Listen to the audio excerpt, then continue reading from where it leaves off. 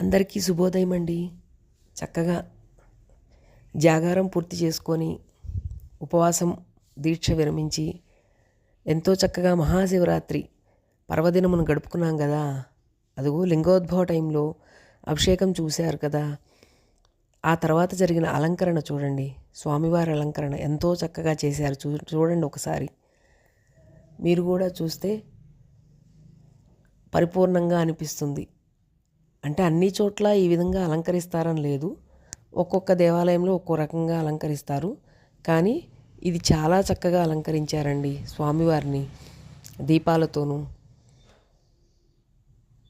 ఓకేనా, నమస్కరించుకున్నారా?